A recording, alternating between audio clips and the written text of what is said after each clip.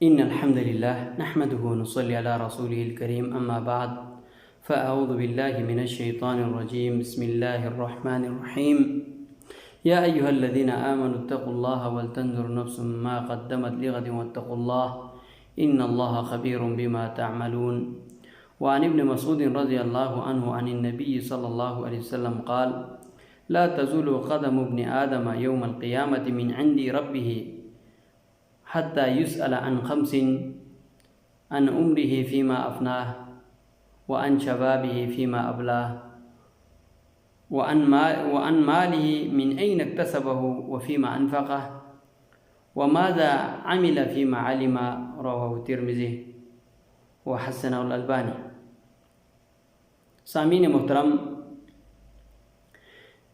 آج اسلامی سال کا آخری دن ہے۔ بہت سے لوگ مبارکبادی دیتے ہیں۔ وہ لوگ مبارکبادی کا مستحق ہیں جنہوں نے سابقہ سال کو اللہ تبارک و تعالیٰ کے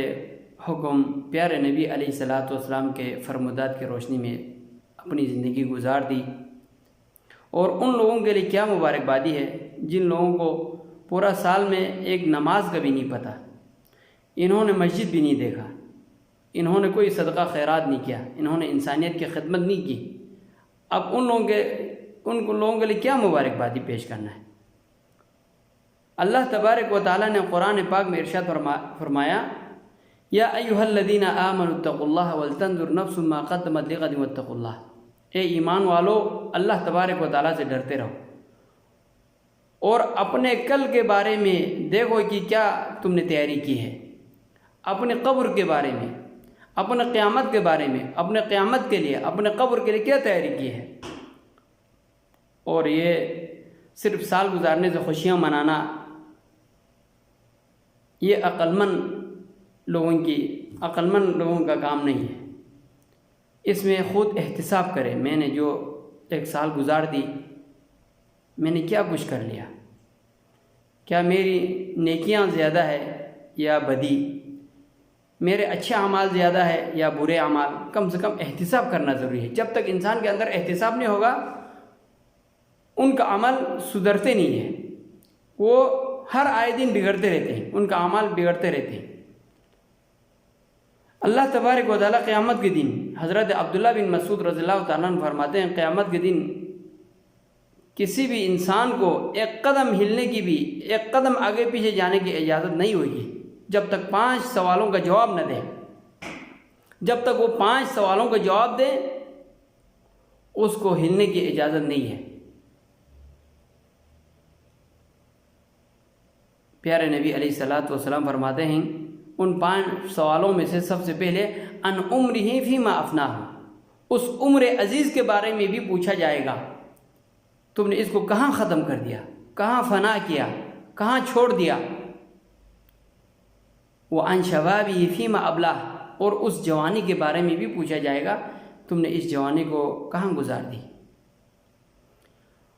وعن مالہ من این اکتسبہ وفیما انفقہ، اور اس مال کے بارے میں بھی پوچھا جائے گا تم نے اس کو کہاں سے کمایا، کیسے کمایا اور کہاں خرچ کیا، کیا حلال طریقے سے کمایا یا حرام طریقے سے کمایا، تم نے اس مال کو حرام جگہ پر لگا دیا یا حرام جگہوں پہ۔ اور آخری سوال ہے وَمَاذَا عَمِلَ فِيمَا عَلِمَ،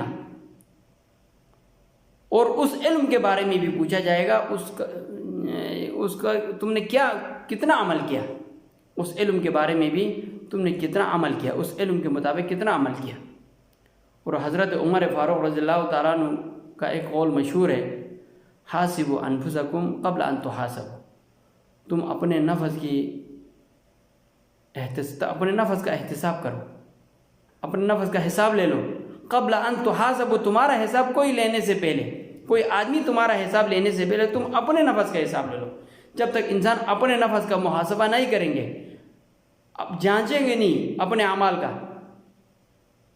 تو کوئی دن ہوگا کوئی تمہارا حساب لے گا، اس وقت رسوا ہو جائیں گے۔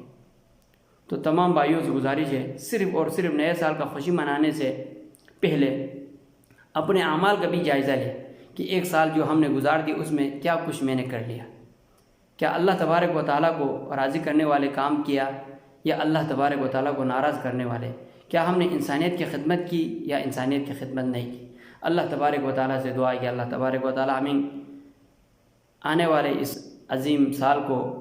الفت، محبت، امن و آشتی والا سال بنا دے، اور ہمیں پیارے نبی علیہ الصلوۃ والسلام کے حدیث پر عمل کرنے کی توفیق دے۔